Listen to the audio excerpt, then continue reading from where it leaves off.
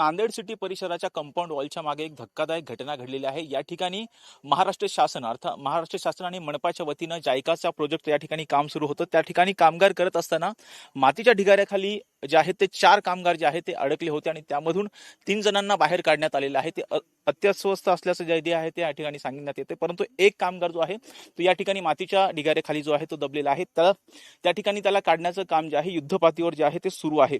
एकंदरीत आपण पाहतो की सायंकाळी 6च्या दरम्यान ही घटना जी आहे ती घडलेली होती। आता जर पाहिलं तर आपण जवळपास 8:30 वाजलेले आहेत, अजूनही बचाव कार्य जे आहे त्या ठिकाणी सुरू असल्याचं पाहायला मिळतं। या ठिकाणी PMRD असेल, त्याचबरोबर अग्निशमन दल असेल, या ठिकाणी त्याचबरोबर PDRF ची टीम जी आहे ती घटनास्थळी दाखल झालेली आहे।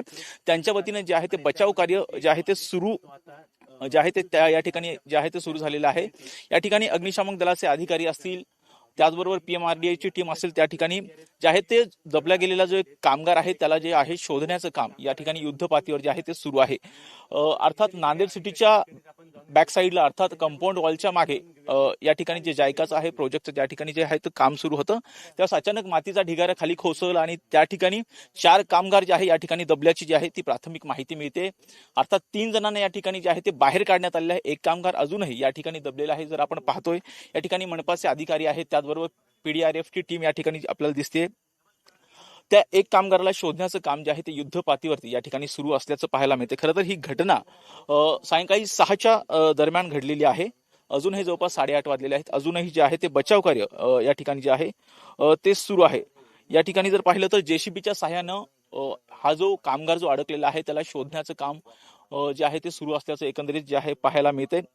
या ठिकाणी पोलीस अधिकारी सुद्धा या ठिकाणी दाखल झालेले आहेत, त्याचबरोबर अग्निशमन दलाचे अधिकारी सुद्धा या ठिकाणी जे आहेत दाखल झालेले आहेत। त्याचबरोबर PMRDA ची टीम असेल, अर्थात PDRF ची टीम सुद्धा या ठिकाणी घटनास्थळी जी आहे ती दाखल झालेली आहे। अजूनही शोधण्याचं काम जे आहे युद्धपातळीवरती सुरू असल्याचं पाहायला मिळते। खरं तर नांदेड सिटीच्या कंपाऊंड वॉलच्या मागच्या बाजूला ही घटना घडलेली आहे। खरं तर असं सांगण्यात येते की या ठिकाणी ड्रेनेजचं काम सुरू होतं, त्यावेळेस हा मातीचा जो ढिगारा आहे तो कोसळला आणि त्यामुळे कुठेतरी हे 4 कामगार जे आहेत ते या ठिकाणी मातीच्या ढिगाऱ्याखाली दबल्याचं सांगण्यात येते। खरं तर महानगरपालिका, पुणे महानगरपालिका आणि महाराष्ट्र शासनाच्या संयुक्त विद्यमानं जो जायकाचा जो प्रोजेक्ट सुरू आहे त्या प्रोजेक्टवरती हे काम सुरू होतं आणि त्याचवेळी ही दुर्दैवी घटना घडलेली आहे।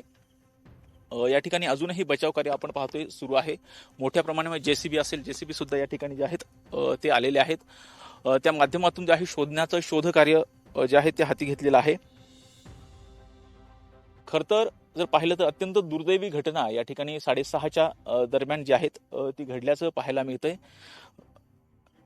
खरं तर महाराष्ट्र शासन आणि महापालिकेच्या वतीनं हा जो जायकाचा प्रोजेक्ट आहे त्या प्रोजेक्टवरती काम करणाऱ्या ह्या कामगार ह्या मातीच्या ढिगाऱ्याखाली दबल्यामुळं 3 जे आहेत त्यांना बाहेर काढण्यात आलेलं आहे आणि एक जो आहे तो अजूनही मातीच्या ढिगाऱ्याखाली आहे। त्यामुळे त्याला वाचवण्याचं काम युद्धपातळीवरती जे आहे ते प्रशासनाच्या वतीने जे आहे ते करण्यात येत आहे।